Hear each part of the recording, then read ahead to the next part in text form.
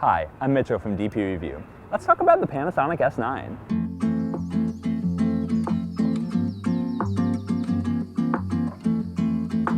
When Panasonic announced this camera, it was billed as a tool for creators, something to up your Instagram game or to take really good videos for YouTube or other social media.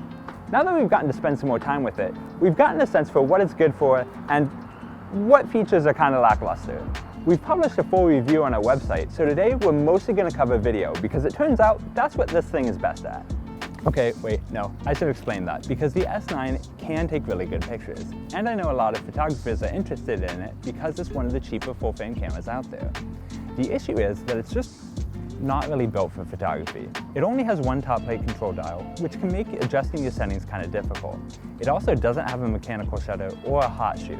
That means that flash photography is basically not an option. The lack of a mechanical shutter also makes it harder to take pictures of fast-moving subjects. You might run into rolling shutter issues where they're skewed a bit. However, those things are less of a concern if you're thinking about video. Let's get back to that. Let's talk about base specs. The S9 can shoot at up to 6K 30 frames per second. That is an open gate aspect ratio, which means that you can take the same clip and crop it for both vertical and landscape delivery. It can also shoot full width 4K at up to 30 frames per second. It does have 48 and 60p modes, but you will have to deal with a 1.5 times crop. The S9 also just has a lot of video focused features. You can set the exposure using shutter angle instead of shutter speed, and you can use the Real Time LUT system to control the look that you get in camera. However, I think the best one, especially for vloggers, is the stabilized sensor. It's not available on a lot of lower-end cameras, and Panasonic gives you a lot of control. The normal mode does a good job of removing some of the shakiness that can come with handheld footage, without adding the sort of jumpy effects that can happen with the electronic image stabilization. However, if you turn on boost image stabilization, you end up getting an even more stable image. Unfortunately, it's not as good for walking and talking because that stickiness can come back. It's really trying to keep the sensor in one place. As usual, the best way to get a feel for how the S9 performs is to watch a lot of video taken on it, which, if you follow us, you may have already done.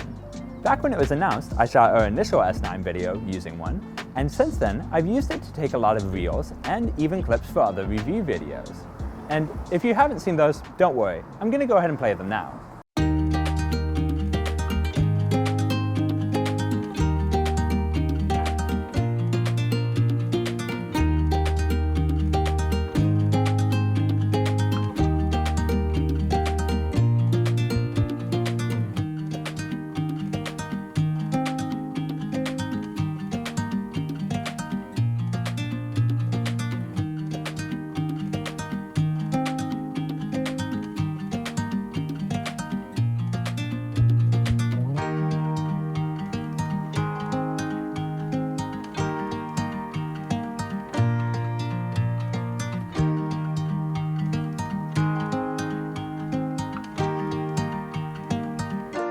When I was shooting those videos with the S9, it felt pretty clear that this is what the camera was mainly designed to do.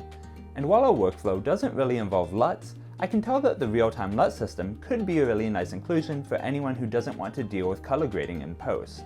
That's not to say that it's a perfect video camera by any means though. I definitely missed having an EVF when shooting outside in bright sunlight, and if audio quality was critical, I'd have really missed the headphone jack. But for filming the off-the-cuff, made for social videos that I've been working on lately, the S9 has been a totally sufficient tool.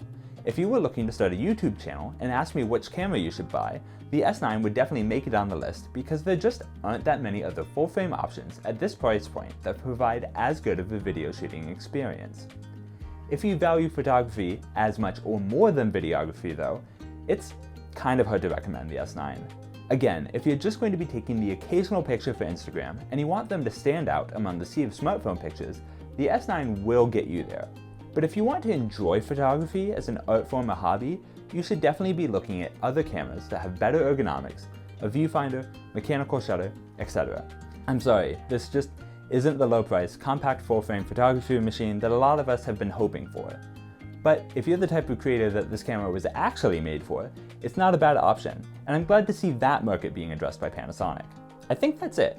So thanks everyone for watching, and if you have any questions about the S9, be sure to leave them in the comments below.